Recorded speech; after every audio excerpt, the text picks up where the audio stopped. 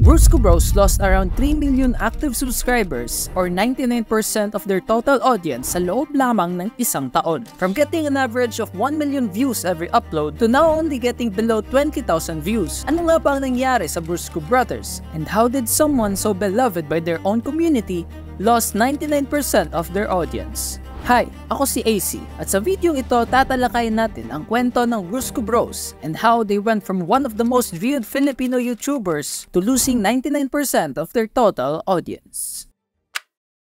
Sumikat ang Brusco Bros dahil sa kanilang mga short films and skits na nakakatawa na kung saan makikita natin sa bawat skits ang kanilang mga members na si Jonah Renz Jacob, Christian Mark Gray, Jeremy Barrera, at marami pang iba. At nang dahil sa kanilang mga skits na nakakatawa, Brusco Bros became unstoppable. With their channel gaining millions of views every upload, they dominated the Filipino YouTube space na parang wala na talagang makakapigil sa kanila. And with millions of views sa kanilang YouTube channel, also means millions of money ang pumapasok sa mga kamay nila. And through the years, ang bawat miyembro ng Brusco Bros ay paunti-unting nagiging successful. Mula sa 3 miyembro lamang nila ang mayroong sasakyan hanggang sa pagkakaroon ng sports car ng bawat isa sa kanila. And with the help from their audience, Brusco Bros became one of the most successful channels sa loob ng Pilipinas, gaining a spot at the top 100 most subscribed channels sa loob ng Pilipinas. The greatest revenge is being successful. Ingat kayo palagi, Brusco Bros. Proud kami sa inyo. Keep safe, Brusco, lalo na may mga kotse na kayo. Ngunit sa likod ng kanilang mga pera at kasikatan, mayroong nabubuong pagbabago sa bawat miyembro nila.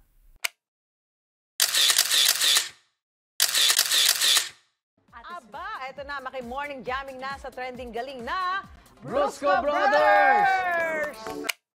Following the years pagkatapos nilang subikat, napansin ng Brusco Bros na paunti-unti nang lumiliit ang mga views ng mga videos na ina-upload nila, and it wasn't good for their channel. No views equals no money. So they decided to shift their content na mula sa paggawa ng mga short films and skits, ginawa nila itong mga pustahan sa basketball o kaya naman pakikipag-boxing sa iilang mga sikat na YouTubers, creating a collaboration para magkaroon ng shared audience. Isa na lamang sa mga labanan na nangyari ay ang Brusco Bros versus Boy Tapang at Brusco Bros versus Awit Gamer. Para ako nanonood ng Tekken, Street Fighter. Gustong ipagtanggol ni Awit Gamer yung tropa niyang sinapok nung nakaraan. Patuloy lamang pag-upload nila ng ganito at paunti-unti nang napapalitan ng dating channel na puno ng skits and short films at naging channel na puno ng vlogging at puro pag-flex sa kanilang mga sarili. At di din nagtagal, napansin din ito ng kanilang mga fans na parang nagbabago na sila ng dahil sa pera. Ano ba? Uy, gago si Kabad Boys, oh. Uy, Kabad Boys, sama pera. Tuka nga. Ang dami, oh. Tuka nga. Aray. Oh, dami pera, uy. Their new content mostly revolved around themselves rather than their audience, showing off their luxury cars, daily vlogs, and mga competitions kung sino ang pinakamagaling. And of course, almost all of them involves money. So guys, kung di pa kayo napusta sa laban ni King versus Mr. Chulz, mag-register na kayo. Yung link ng talpakan ko nasa comment section nakapin, and then kung gusto nyong pumusta, mag-cash in lang kayo. Yan naging resulta ng pagkahati ng kanilang mga audience. Yung iba, lumipat at nanood ng ibang mga vloggers na magpapatawa sa kanila. Yung iba naman, na gusto yung bagong content nila ay nagpaiwan para tingnan ng mga videos na ina-upload nila. Kaya pagkatapos mapansin ng Brusco Bros na bumababa na ang kanilang mga views, in order to stay relevant and hoping na babalik ang mga audience nila na nawala, Brusco Bros created issue after issue, kaya na lamang ng opinion ni Jonah Renz Jacob patungo sa hip-hop community, kung saan nag-post siya sa kanyang Instagram story ng quote, "Puro kayo kultura ng hip-hop, kawala naman kayong mga pera," end quote. At hindi ito nagustuhan ng hip-hop community, with some people saying na, "Ang bait-bait mo talaga, boss, sana kunin ka na ni Lord." Ito ay sa kadahilan ng ginawang katatawanan ng kanta ni Jonah Renz Jacob at ginawan ng maraming mga memes, kaya naging resulta ng pag-post niya nito sa kanyang Instagram story. At hindi din mapigilan mag-react ng mga sikat na rappers tungkol sa issue na ito, with some of them stating na kaya nating kumita ng pera nang walang hinahamak na tao o grupo. Kung ayaw nyo bumenta yan,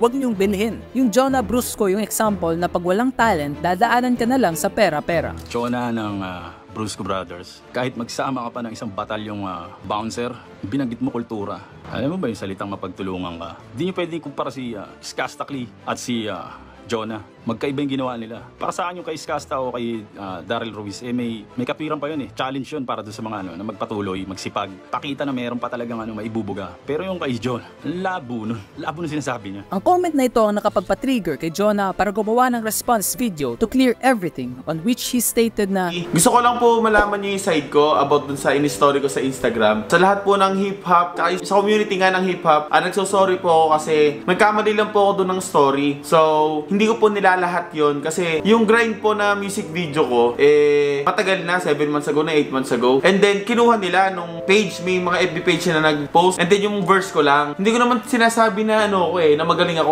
Gusto ko lang talaga mag-rap kasama mga tropa ko. Yan, kung saan naman gumawa din ng reaction video ang ibang mga vloggers, stating their opinion na pero yun nga ang mali ni Jonah dyan. Meron mang tao na nang insulto sa'yo, dapat ang ininsulto mo lang yung gumawa nun o yung page na nag-share nun. Kung nalaman mo man kung sino man yung tao na yon, dapat siya mismo yung binawian mo, hindi yung kultura. Kasi kaya pati din si Glock9 ay hindi mapigilang mag-comment tungkol sa issue ng tandaan na madali lang mag-angas sa social media. Ang mahirap ay manahimik lang at hayaan ang trabaho mo ang magsalita. At dito lamang nagsisimula ang paunti-unting pagkawala ng audience ng Brusco Bros. With Jonah Renz Jacob being the leader, it means he should be someone people would look up to because he is the face of Brusco Bros. But why is he leading the Brusco into a pit of no return? Like I said before, ang Brusco Bros ay nakilala dahil sa kanilang mga nakakaaliw at nakakatawang skits and short videos, not someone who is blinded by money and fame. Brusco Bros was supposed to be fun, hindi yung puro pag-flex ng mga pera at mga sasakyan na mamahalin. Years after, unti-unti nang hindi nagpapakita sa mga videos ang iilang mga member ng Brusco Bros. At unti-unti na ding tumatagal ang pag-upload nila ng video sa kanilang YouTube channel, which made people question kung meron pa rin bang Brusco Bros o nagkakawatak-watak na sila. Kaya naging resulta ng pag-upload ni Jonah ng video explaining kung ano nga bang nangyari sa Brusco Bros. Pero of course, huwag kalimutang mag-promote ng sugal bago simula ng video. So yun, ano nga ba ang nangyari sa amin? Ba't wala na kaming upload? Siguro 1 month na siguro. So kasi guys, sa isang grupo, syempre hindi mawawala ng problema yan. Parang sa pag-ibig lang yun sa mag-couple, di ba? Ang dahilan daw sa biglaang paghinto ng pag-upload nila ng mga video ay dahil sa kanilang mga jowa at sa hindi pagkakaintindihan ng bawat isa sa kanila. So yun na nga, nandito na nga tayo sa hindi naman talaga sila magkakakilala, di ba? Hindi naman talaga sila magkakaibigan. So syempre, hindi nga sila magkakaugali. So kung sino lang yung magkakaugali, sila yung magkakasama. Tapos papasok na rin dito yung hindi magyayakagan sa mga gala. Syempre, sa aming mga boys, okay lang yun, di ba? Okay lang yun. Pero sa mga girls, syempre, hindi na nga kayo magkakatropa talaga na binuo lang namin. Gusto ko lang yung marunong makisama. Hindi yung konting magkapera lang kayo, magkasakyan lang kayo, doon na lalabas yung tunay na ugali. Pero kung patuloy pa rin ang Brusco Bros sa pag-upload ng video sa kanilang YouTube channel, why did they lose 99% of their total audience? Brusco Bros was branded as nakakatawa at nakakaaliw. Hindi tulad ngayon na puro pag-flex, pag-promote ng sugal at pagsali sa mga competition to prove themselves kung sino ang mas magaling. Fan ako dati ng Brusco Bros simula noong 2018 hanggang first half of 2020. Hindi na ako masyadong nanonood ng Brusco Bros simula nung dumami ang pera nila. Halos kapag nakikita ko sila, parang hindi na sila yung Brusco na pinapanood ko dati. Idol ko Brusco Bros noon, pero nung sumikat na at nagkapera, nawala na sa isip nila maging humble, especially sa iyo, Jonah. Para sa akin, hindi mo na nagagampanan pagiging leader mo. With all of these things, mula sa pagkakaroon ng mga issues hanggang sa pag-shift nila ng content, isa lamang ang dahilan kung bakit nangyayari ang lahat ng ito sa kanila. At yun ay dahil mas ginawa nilang priority ang pera kaysa sa sarili nilang mga audience. Gayunman, they are still trying their best to revive their channel, even going back and uploading skits and short funny videos. Tumbang preso, game! Oh, game! Oh, game! Teka lang! Balagong na yan! Hindi nyo ba nakikita? Ano? Yung boting nilagay niya, imulinapi! Pero mukhang kahit na anong gawin nila sa kanilang channel, it's safe to say na hindi na babalik ang iilan sa kanilang mga viewers dahil huli na ang lahat.